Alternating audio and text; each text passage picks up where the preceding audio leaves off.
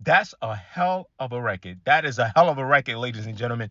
So long awaited, right? The record Chains and Whips from Pusha No Malice Clips, right? And Kendrick Lamar finally dropped. So the key thing is though, this is an Apple Music exclusive. Okay, so the album Let God Sort Them Out was coming out tomorrow, but it looks like for 24 hours only. You know what I'm saying? Apple only. You get the Chains and Whips record on its own. First and foremost, I just want to say, Pharrell, brother, I know I've been giving you your props. I know I've been, some kids will call it glazing, but it needs to be said. I just keep trying to figure out if everything's okay at home because only disturbed musicians create like this. I loved, absolutely loved the bridge that Pharrell came in with. That was dope. The uncle hook, that was cool too, but the Pharrell bridge and the beat is crazy. Now, let's talk lyrics. Let's talk bars.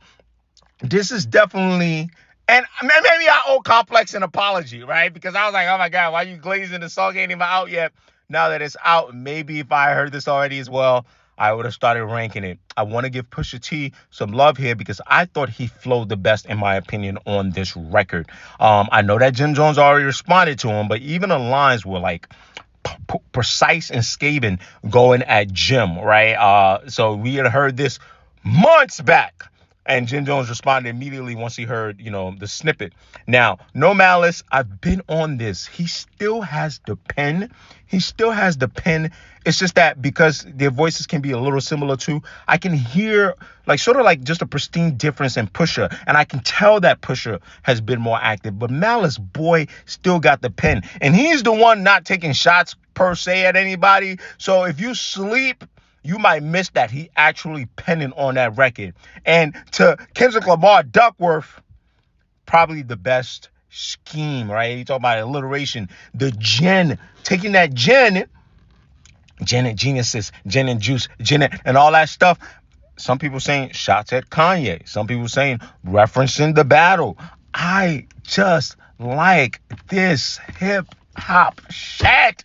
I love this shit. I'm gonna probably do a deeper dive when I listen to the album in totality on this record because they talking some shit on it, right? They talking some shit on it, and Def Jam UMG apparently was scared of this. Now that I've heard it in the totality, is it justified?